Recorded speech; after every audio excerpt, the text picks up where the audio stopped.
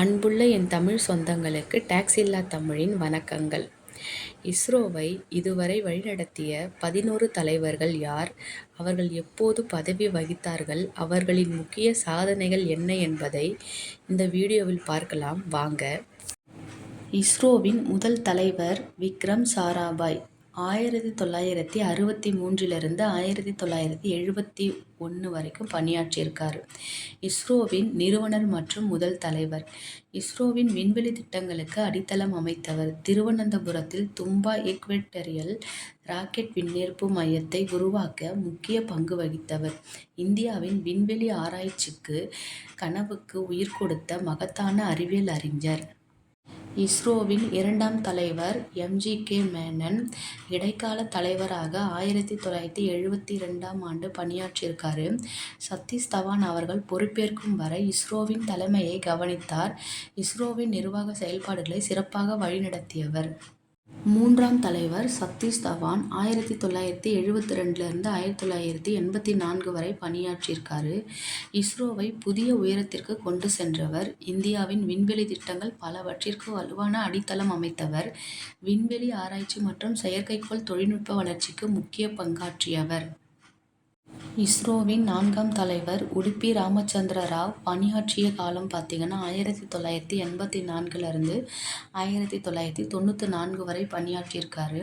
இஸ்ரோவை உலகளாவிய அளவில் முன்னேற்றிய முக்கிய தலைவர். இந்தியாவின் தொலைநோக்கி செயற்கைக்கோள் திட்டங்களை விரிவுபடுத்தினார். PSLV, ASLV திட்டங்களுக்கு வலுவான அடித்தளம் இட்டவர் உடுப்பி ராமச்சந்திர ராவ். இஸ்ரோவின் ஐந்தாவது தலைவர் கிருஷ்ணசுவாமி கஸ்தூரி ரங்கன் 1994 2003 வரை இருந்திருக்காரு. இந்தியாவின் விண்வெளி திட்டங்களை உலகளாவிய பிரபலப்படுத்திய முக்கிய தலைவர். PSLV, GSLV போன்ற ஏவுகணைகளுக்கு மேம்பாட்டிற்கு வழிகாட்டினார். இந்தியாவின் சந்திராயன் 1 மற்றும் செவ்வாய் திட்டத்திற்கு அடித்தளம் அமைத்தவர். இந்திய விண்வெளி ஆய்வை புதிய உயரத்திற்கு கொண்டு சென்றவர்.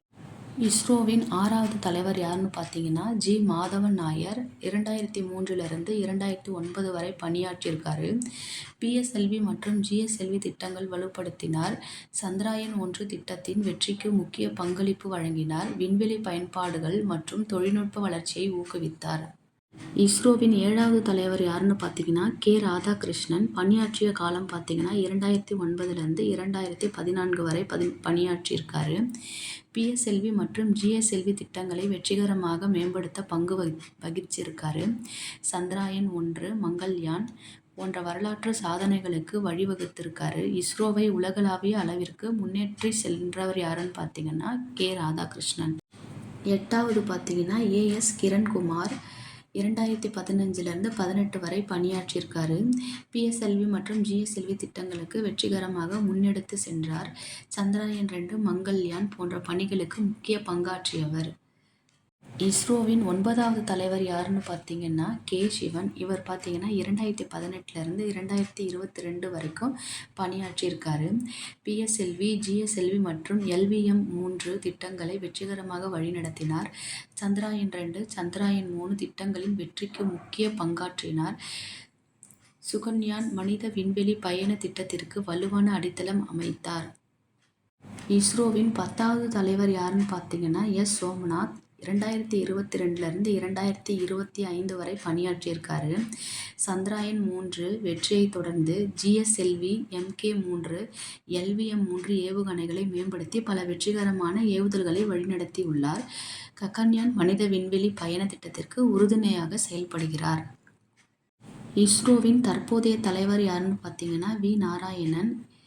இவர் முன்னதாக இஸ்ரோவியல் திரவ இயக்கவியல் அமைப்புகள் மையத்தின் இயக்குனராக சிறப்பாக பணியாற்றியவர். PSLV, GSLV மற்றும் கிரியோஜெனிக் இன்ஜின் திட்டங்களில் முக்கிய பங்காற்றிய அனுபவம் உடையவர். நம்பகமான ஏவுகணை தொழில்நுட்ப மேம்பாடு மற்றும் மிஷன் வெற்றிகளுக்கு வழிகாட்டி வருகிறார். இஸ்ரோவின் எதிர்கால முயற்சிகளை புதிய உயரங்களுக்கு கொண்டு செல்லும் தொலைநோக்கு பார்வையாளர் ஆவார். இது போன்று போட்டித் தேர்வுக்கான வீடியோக்கெல்லாம் உங்களுக்கு வேணும்னா டாக்ஸ் இல்லா தமிழ் சேனலை சப்ஸ்கிரைப் செய்து வச்சுக்கோங்க. நான் போடுற வீடியோ எல்லாமே உங்களை சேருங்க. நன்றி.